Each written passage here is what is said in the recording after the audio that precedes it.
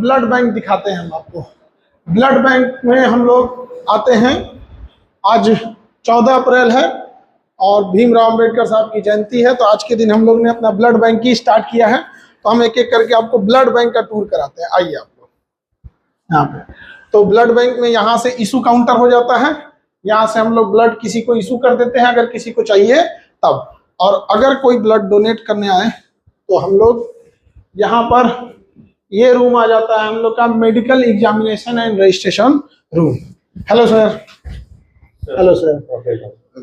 तो यहाँ पर हम लोग जो भी डोनेट करने आएगा सर, यहाँ पे उनका सबसे पहले सर हम लोग यहाँ पे रजिस्ट्रेशन करते हैं सर, और उसके बाद बीपी वगैरह नाप लेते हैं, मेडिकल एग्जामिनेशन थॉरोली करते हैं सर। हाँ। क्या वो देने ब्लड डोनेट करने लायक है कि नहीं। अच्छा अच्छा। उसके बाद ही हम लोग सर आगे प्रोसीड करते हैं। तो यहाँ जब फिर पता चल जाएगा कि ब्लड डोनेट करने लायक फिट है एकदम, बीपी सी ठीक है, हीमोग्लोबिन ठीक है, सब चीज, तभी आगे प्रोसीड करें। हाँ, बीमारी नहीं है कोई, तभी जाके हम लोग उसे प्रोसीड करें इस रूम में सर। ठीक है, थैंक यू सर। तो अब हम लोग इस रूम में आ जाएंगे डोनेट करने के लिए। यहाँ ब्लड डोनेशन रूम, रक्तदान कक्ष यहाँ पर। हेलो सर, नमस्ते। नमस्ते सर। तो ये एरिया जो है, इसमें हम लोग ब्लड को डोनेट करेंगे यहाँ पे। तो यहाँ पे ब्लड डोनेट, अच्छा ये वो जो ब्लड डोनेट करेंगे तो उनके लिए होता है, ये जो बॉल को, अच्छा यहाँ पे। और इसमें अभी ये वाला रेडी है, ये आपके लिए। अच्छा ये रेडी है यहाँ पर। तो इसमें आज हम शुरुआत करेंगे। हम आज, क्योंकि ब्लड बैंक आज 14 अप्रैल है, अंबेडकर साहब की जयंती है, तो ब्लड बैंक की शुरुआत हम पहले अपने ब्लड से करेंगे, क्योंकि युद्ध में सबसे पहले सेनापति को उतरना होता है। तो ये रेडी है अभी। हाँ ये वाला बैग रेडी है। तो हम थोड़ा सा अभी टूर करके आते हैं अपने ब्लड बैंक का, फिर हम आके यहाँ डोनेट करते हैं।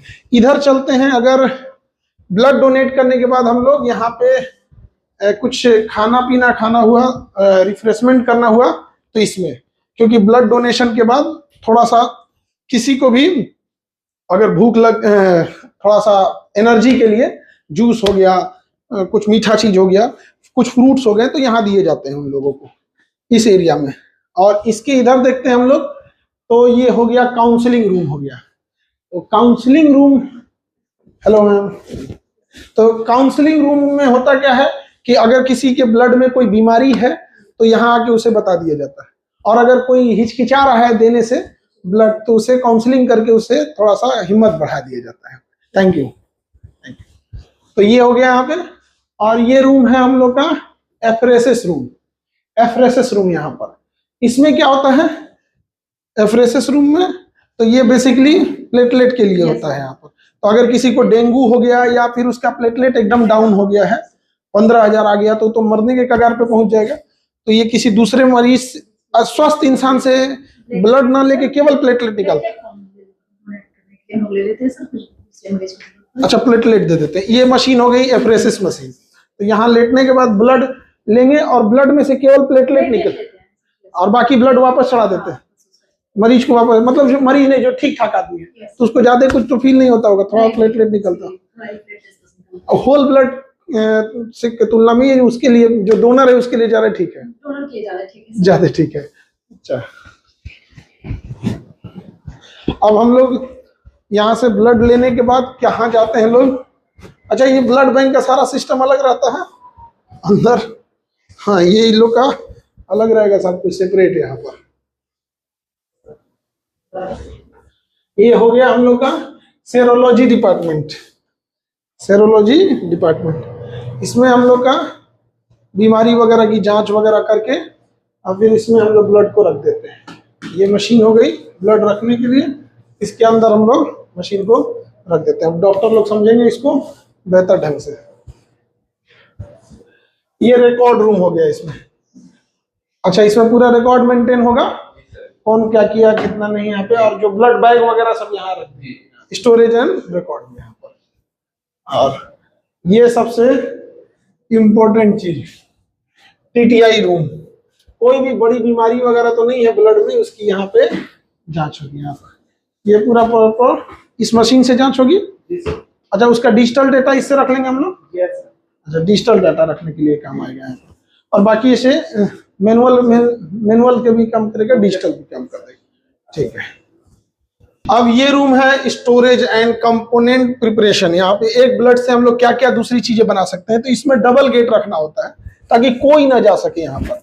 अभी हम लोग, क्योंकि अब ये स्टार्टिंग अब होने जा रहा है, तो शायद अब इसके बाद आना मुश्किल हो या अभी बड़ा प्रोटोकॉल फॉलो करना पड़े, तो सबसे पहले हम लोग फर्स्ट गेट को खोलते हैं, और फर्स्ट गेट खोलने के बाद उसके बाद हम लोग को यहाँ सेकेंड गेट खोलना होता है, और तब हम लोग इसके अंदर आते हैं। और अंदर आने के बाद इसके अंदर फिर पूरी चीज़ें प्रिपरेशन की जाती हैं। यहाँ पर अलग अलग चीज़ें तैयार होंगी यहाँ पर। इसमें अब अलग अलग, किसी को कोई ब्लड का कंपोनेंट चाहिए, किसी को क्रायो प्रेसिपिटेट चाहिए, जैसे किसी को गन शॉट हो गया, गोली लग गई, तो उसका ब्लड ज़्यादा ही जाने लगता है, तो उसे नॉर्मल ना चढ़ा के उसे क्रायो प्रेसिपिटेट, भी कई टाइप के ब्लड होते हैं, और जैसा डॉक्टर उनको प्रिस्क्राइब करेंगे उसी हिसाब से ब्लड दिया जाता है। यहाँ कहीं ऑटो सीलर होंगे, इसके अंदर सब ब्लड्स होंगे, इसके अंदर भी होंगे। टेम्परेचर अलग अलग हो सकता है। अब इसका टेम्परेचर अगर हम देखेंगे तो -80 डिग्री होगा इसके अंदर। इंसान का क्या हाल होगा -80 डिग्री पे? इसका टेम्परेचर है -40 डिग्री सेल्सियस, -40 डिग्री सेल्सियस। और ये हो गया आपका अलग टाइप का, ये सब में ब्लड्स रखे रहेंगे, और ब्लड के लिए जो यूज के लिए जो रिएजेंट्स होंगे वो सब इसमें होंगे यहाँ पे, रिएजेंट। अच्छा, ये मूवमेंट कर रहा है भाई? प्लेटलेट एजिटेटर है सर, प्लेटलेट खराब ना हो इसलिए। अच्छा, प्लेटलेट रखता है तो उसे मूव कराना होता है, और अगर मूव नहीं करेंगे तो प्लेटलेट खराब हो जाएगा। एक्टिव रहने के लिए ये सब प्लेटलेट को। अच्छा, प्लेटलेट का लाइफ कितने दिन है? 7 दिन, 7 दिन है सर। अच्छा, बहुत सबसे कम लाइफ टाइम उसी का रहता है प्लेटलेट का। अब डेंगू का टाइम आएगा तो सबसे ज्यादा इसी का डिमांड आ जाता है यहाँ पर। तो अब हम लोग इधर चलते हैं अपने ब्लड बैंक से। ये टीटीआई रूम हो गया, ये सेरोलॉजी डिपार्टमेंट, यहाँ से इशू काउंटर हो जाएगा।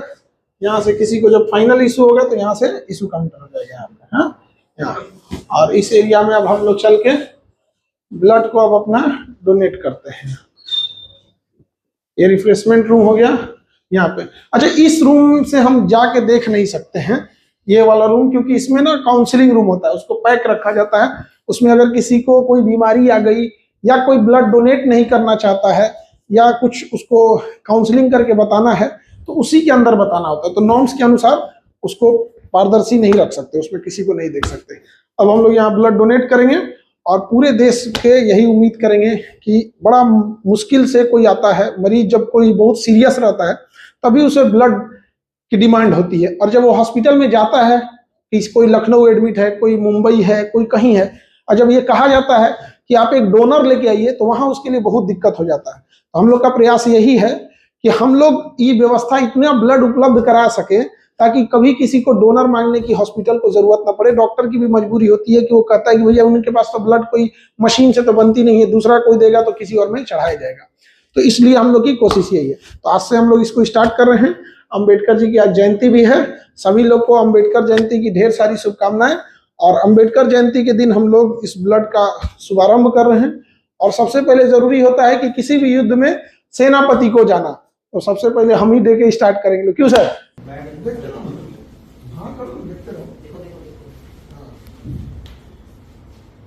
देखिए, ब्लड बैंक, ब्लड डोनेट करने वाले लोग को एक बात बोलते हैं कि आप ब्लड दीजिएगा ना, आपको कुछ भी फील नहीं होगा।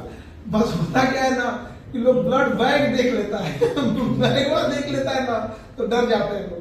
तो आप डोनेट करने के बाद जब आप देखते हैं कि मेरा इतना ब्लड निकल गया तो आपका साइकोलॉजिकल इफेक्ट पड़ता है। अगर आप ब्लड बैग को नहीं देखेंगे ना, आपको कोई फर्क भी नहीं पड़ेगा। एक्चुअल में कोई अंतर नहीं आता है आपका ब्लड डोनेट करने के बाद, 0 फर्क पड़ता है। आप जो फुल काम कीजिए, ब्लड डोनेट करने के बाद हल्का सा रेस्ट करके चलिए। वो भी रेस्ट इसलिए डॉक्टर बताते हैं 10-15 मिनट जो देखने के लिए कि कहीं आपको कोई इफेक्ट तो नहीं पड़ रहा है। हालांकि कोई इफेक्ट नहीं पड़ता है। उसके बाद आप रेगुलर काम कर सकते हैं। हम लोग पूरा क्लास लिए सुबह। आज तो हम लोग का फिजिक्स का नया बैच भी था ना, हाँ, तो आज क्लास भी लिए पूरा। हम लोग क्लास लेने के बाद हम लोग पूरा तरह से यहाँ आए, ब्लड बैंक स्टार्ट किए और आज ब्लड भी दिए। और ये ब्लड डोनेट करने के बाद हमको लगता है इन लोग का हो गया तो अपना निकाल लेंगे लोग अपना जो निकालना होगा तो। और उसके बाद ब्लड डोनेट करने के बाद जाके अपना पूरा जो क्लास रेगुलर क्लास रहता है क्लास ले लेंगे हम लोग। कोई दिक्कत नहीं आएगा किसी चीज में। तो आप लोग भी अब आएंगे, आप डोनेट करना चालू कर सकते हैं।